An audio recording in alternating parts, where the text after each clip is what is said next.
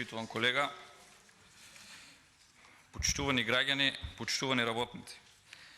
Денес разговараме за амандман кој што го поднесовме по барање на КСС. Но овие барања беа доставени до сите парламентарни групи.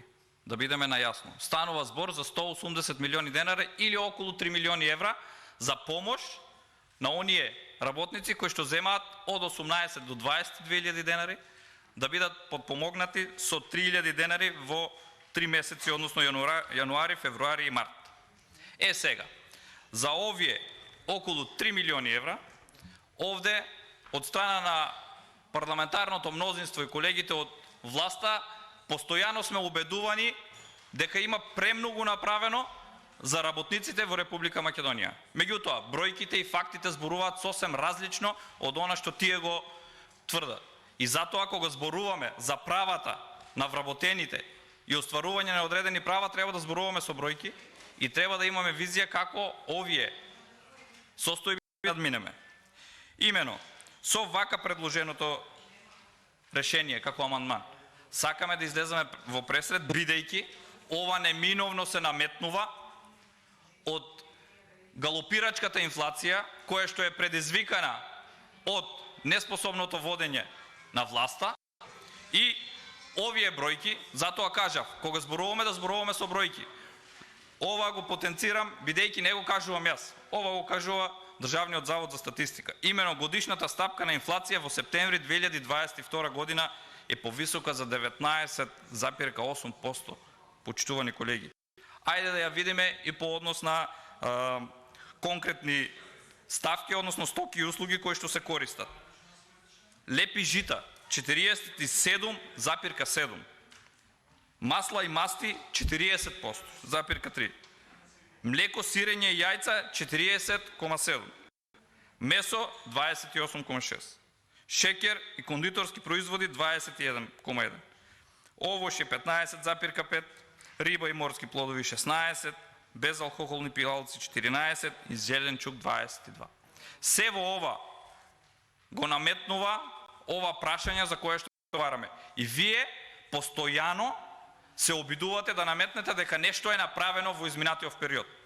Но затоа ви потенцирав. Кога зборуваме, треба да зборуваме со бројки и факти. Во еден даден момент заменик министерот се произнесе дека имале предвидени пакет на мерки, но овие пакет на мерки станува збор за социјално ранливи категории, односно лица кои што не се во работен однос, почитуван министер. Ние зборуваме за вработени во приватниот сектор, на кој што треба да им се помогне, бидејќи во ваква ситуација се доведени од генералните политики кои што ги води ова влада. Станува збор за различни категории на граѓани во однос на статусот на вработеност и невработеност. Да не ги мешаме категориите. Имено, дополнително, ако ги видиме статистичките бројки, повторно потенцирам, секогаш најголемо достигнување ви е дека ги изголемувате ставките во однос на социјална заштита. Не треба да ви биде репер и не треба да ви биде за пофалба фактот што ако во 2017 година имало 27.000 корисници на ГМП, односно гарантирана минимална помош, во 2022 имаме 37.000.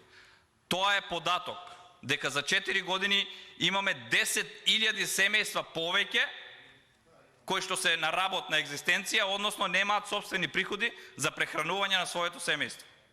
Тоа е податок за кој што самите треба да се загрижите, а не со овие податоци да се фалите и да собирате политички поени дека сте одделувале повеќе за социјална заштита. Дополнително на тоа, од 25.000 корисници на помош и нега од друго лице во 2018, за разлика од 2018, во 2020 година имавте 45.000 барања за помош и нега од друго лице.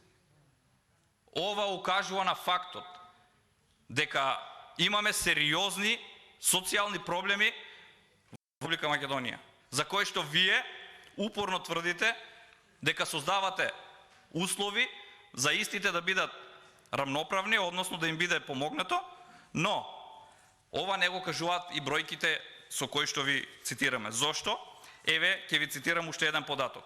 Што е она што приватниот сектор не му дозволува да самиот успее да им ги даде овие средства на своите вработени? Зборуваме за приватниот сектор. Тоа е оној дел, односно сивата економија, за која што секогаш милувате да зборувате дека се борите со сива економија, односно неформалната економија и борба со корупција, но немате никакви резултати. И ќе ви цитирам од извештаите. Вели, неформалната економија се намалила од 31,6% во 2006 година на 23,2% до 2020 година. Може да се забележи дека најголемите намалувања на неформалната економија се случуваат по воведувањето на рамниот данок во 2007 година, за време на финансиската криза 2009 и по воведување на минималната плата во 2012 година, почитувани колеги. Но, за волја на вистината, еве што датираат и се цитира понатаму. Во текот на 2020 година, формалниот БДП, тоа значи легалната економија, настрадала, односно страдала повеќе во однос на неформалниот дел. Односно, повторно, во 2020 година имаме пораст на неформалната економија. И резултирало со зголемено учество на неформалната економија во однос на претходните години. Тоа значи, ова неформална економија е она која што е нелојалната конкуренција на сите оние правни лица кои што стопанисуваат и се борат на пазарот, бидејќи милувате да кажете дека е пазарна економија, да, но треба да им создадете услови за да можат истите да бидат продуктивни и ликвидни и со тоа да им ја зголемат платата и приносите по разни други основи на самите вработени. Но од страна на влада не се превзема ништо и затоа по барање на КСС се поднесе овој амандман. И потенцирав дека станува збор за 3 милиони евра. Еве, покрај ставката од каде што е ставен амандманот, да се одземат од разни трансфери, она црна дупка за која што чуваме, конкретно ќе ви дадам уште еден предлог. Бидејќи на секој буџет предвидувате околу 2 милиона евра да исплатите по основ на извршни исправи, за да после неколку месеци ги зголемувате на 12,5 милиони евра, еве, затегнете ги вашите раководни структури да не продуцираат извршни исправи, да не продуцираат незаконско работење, да се скратат овие расходи и да ги прераспределиме на вработените во приватниот сектор. Да им помогнеме со скромни 3000 денари во 3 месеци кои што се предвидени. И сега овде се надмудруваме за 3 милиони евра кои што треба да одат во реалниот сектор, односно директно кај вработените, да им се помогне, а вие упорно се обидувате да наметнете слика дека таму се е розово и се цвета. Не, почитувани колеги. Дека не е розово и не цвета, ви потврдуваат и вашите институции кои што вие ги водите.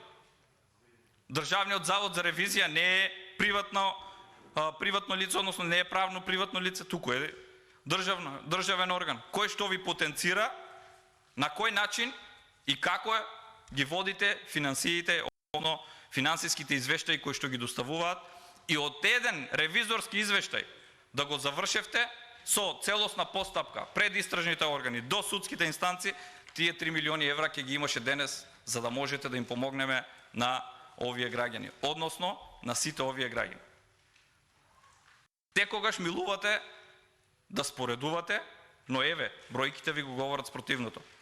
И да сте смогнале сили, наместо да има пораст на неформалната економија во 2020 година, да сте ја намалеле за 1%, ќе имало пари многу повеќе, не само за овие граѓани за кои што се овој амандман во висина од 180 милиони денари.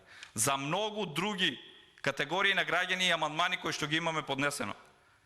Ова е знак за нефункционалност на системот, за нефункционалност на државниот апарат и за нефункционалност на извршната власт, која што нема ниту визија, ниту може да се справи со оваа криза, и затоа уште еднаш ве повикувам да им помогнеме на овие граѓани во обемот во кој што е предвиден, и сметајте дека со ова помагање ќе допринесеме за да се зачуват повеќе работни места во реалниот сектор. Ви благодарам.